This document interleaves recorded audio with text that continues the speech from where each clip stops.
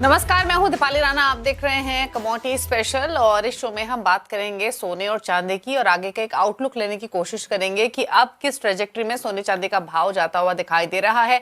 आपकी अप्रोच क्या होनी चाहिए, निवेश के हिसाब से, ट्रेडिंग के हिसाब से फंडामेंटल्स कैसे दिखाई दे रहे हैं, क्या रिस्क है, हर पर्सपेक्टिव से एक आउटलुक लेंगे यहां से, ताकि कंफ्यूजन अगर कोई भी आपके मन में है सोने चांदी के भाव को लेकर, फंडामेंटल्स को लेकर, तो वो दूर हो सके। और इसमें मदद करेंगे गंगानगर कमोडिटी के AVP Amit Khare, LKP securities के AVP Jatin Trivedi, SSJ finance and securities के एवीपी प्रियंक उपाध्याय हमारे साथ बने हुए हैं और chartandtrade.com के फाउंडर विकास वगैरह भी हमारे साथ मौजूद है। तो हम टेक्निकल फंडामेंटल दोनों पॉइंट ऑफ व्यू से एक सेंस लेने की कोशिश करेंगे। हालांकि जतिन, सेंट्रल बैंकर्स की बात की प्रियंक ने, इनफैक्ट अगर आप Q3 के आंकड़े भी देखेंगे तो 28% का जंप हमने क्यू ऑन क्यू बेसिस पे सेंट्रल बैंकर्स की तरफ से बाइंग में आते हुए देखा है।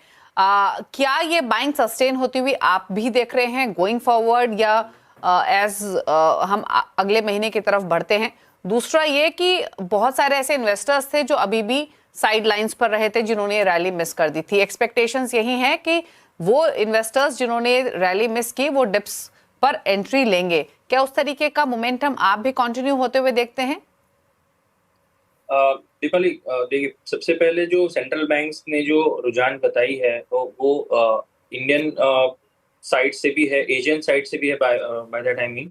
और जो ग्लोबल सेंट्रल बैंक्स ने जो पार्टिसिपेशन किया है पिछले 2 सालों में, वो एक काफी हद तक लॉन्गर टर्म होराइजन से ये कंटिन्यूएशन बाइंग जो है वो देखने मिला है। हालांकि हायर प्राइस पे थोड़ा सा स्टेबलाइजेशन प्राइस होने के बाद फिर से मुझे लग रहा है कि इमर्ज होगा सेंट्रल बैंक का बाइंग जो है वो। अभी फिलहाल मुझे लग रहा है थोड़ा सा रेंज प्ले रहेगा, जहां पर accumulation kind of a phase देखने मिल सकता है, जहां पर slow and steady buying emerge हो सकती है। रैपिड पेस ऑफ बाइंग शायद से स्लो हो जाए। पूरा का पूरा डॉलर के सामने हेज करने के हिसाब से ये पोजिशनिंग रहेगी सेंट्रल बैंक्स की। और आगे चलते हुए मुझे लग रहा है going forward in the next couple of quarters फिर से ये नंबर्स जो है वो हेल्दी रहने चाहिए, क्योंकि डॉलर इंडेक्स का जो ट्रेंड है वो कहीं ना कहीं वीकनेस के साथ का है।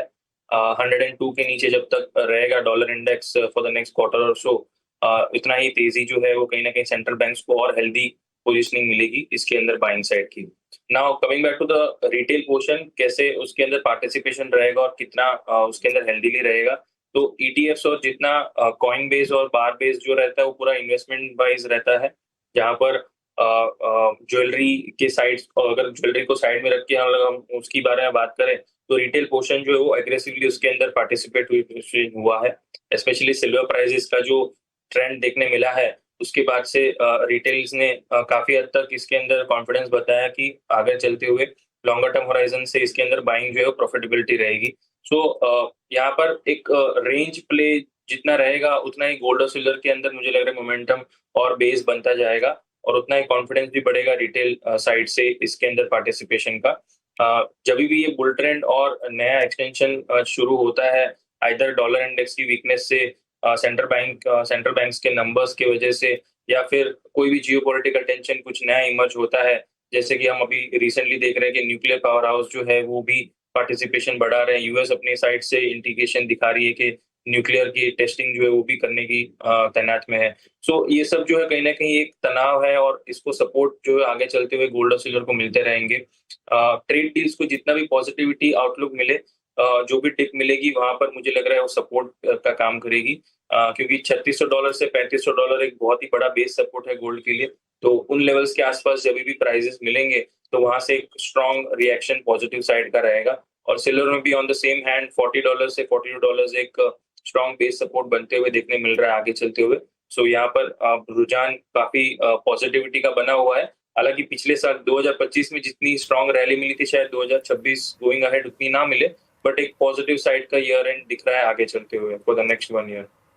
ओके, तो व्यू पॉजिटिव ही है, लेकिन एक चीज जरूर है जो जतीन ने भी मेंशन की, प्रियंक ने मेंशन की, कि शायद वॉल्टिलिटी रह सकती है, डिप्स मिल सकते हैं, डिप्स पे बाइंग भी इमर्ज हो सकती है। ट्रेंड हालांकि ऑल दो पॉजिटिव है, वो एक तरफा शायद तेजी ना देखने को मिलेगा। कर रहे हैं हम सोने और चांदी की, तो सोने पर जो कंसेंसस व्यू हमारे एक्सपर्ट्स का निकल कर आया वो यही है कि रेंज 1,10,000, 1,12,000 से लेकर ऊपर की तरफ 1,45,000, 1,55,000 तक रह सकती है। डिप्स पर खरीदारी का मौका है, और सिमिलर व्यू सिल्वर पर भी निकल कर आ रहा है। लेकिन क्विकली सिल्वर के फंडामेंटल्स को समझते हैं। और जतिन, इनफैक्ट तमाम रिपोर्ट्स आप देखें, ग्लोबल एक्सपर्ट्स की, डोमेस्टिक ब्रोकरेज हाउसेस की, एक चीज क्लियर है, सिल्वर पर वो काफी बुलिश हैं। डिमांड डेफिसिट जो है वो अभी भी 20% के आसपास है, जो कि परसिस्ट करेगा। वहीं दूसरी तरफ जो इंडस्ट्रियल डिमांड है वो काफी स्ट्रांग बनी हुई है। तो एक तरफ सप्लाई कम है, डिमांड तेजी की बनी हुई है, और इसी फैक्टर ने अब तक सपोर्ट किया है तेजी को।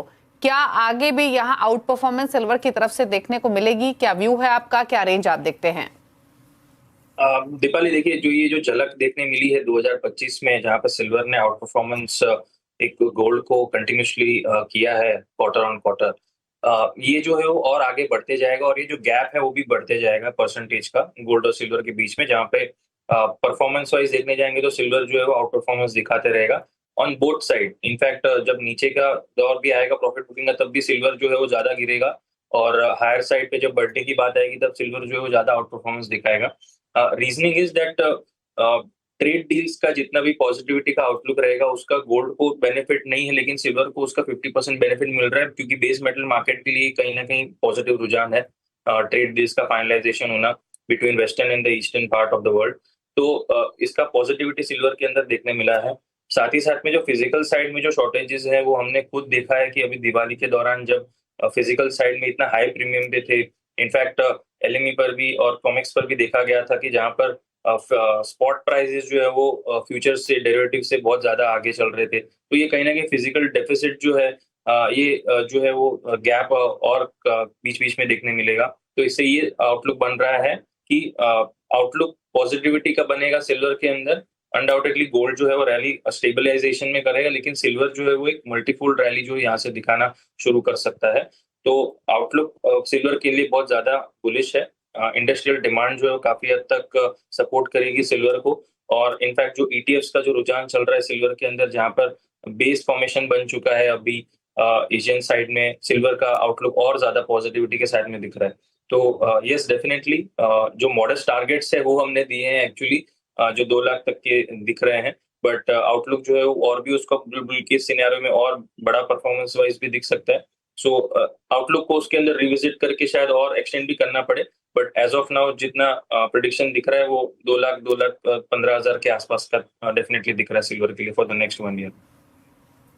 ओके, चलिए, तो इंटरेस्टिंग है, देखना होगा अगली दिवाली कहाँ देखने को मिलती है। लेकिन व्यू हमारे सभी एक्सपर्ट्स का पॉजिटिव ही है, फिर चाहे वो गोल्ड हो या फिर सिल्वर हो। रेंज रह सकती है, थोड़े डिप्स भी मिल सकते हैं, लेकिन एंट्री का मौका होगा वो। सोने की बात करें तो नीचे की तरफ 1,10,000, 1,12,000 से नीचे प्राइसेस जाते हुए हमारे एक्सपर्ट्स नहीं देख रहे हैं। ऊपर की तरफ 1,45,000 से लेकर 1,55,000 तक के भाव देखने को मिल सकते हैं। सिमिलरली चांदी में 1,30,000 एक इम्पोर्टेंट सपोर्ट हो सकता है, और ऊपर की तरफ तो कहना ही क्या, सोने से ज्यादा बुलिश यहाँ पर व्यू चांदी पर है, जहां पर 1,85,000 से लेकर 2 लाख, 2.25 लाख, 2,30,000 की बात विकास ने भी की। अगर सब कुछ ठीक रहा, फंडामेंटल्स इंटैक्ट रहे, तो वहां तक का मोमेंटम भी देखने को मिल सकता है। चलिए, शुक्रिया हमारे सभी एक्सपर्ट्स का, विकास, अमित, प्रियंक और जतीन, आने के लिए शो में, और सोने और चांदी पर अपने व्यूज देने के लिए, ब्रॉडर व्यू देने के लिए, समझाने के लिए स्ट्रैटेजी क्या होनी चाहिए और क्या रेंज यहां से एक्सपेक्ट कर सकते हैं। Thank you so much. इसी के साथ इस शो में तो इतना ही। ब्रेकर्स पर भी खबरें जारी है CNBC आवाज पर। नमस्कार।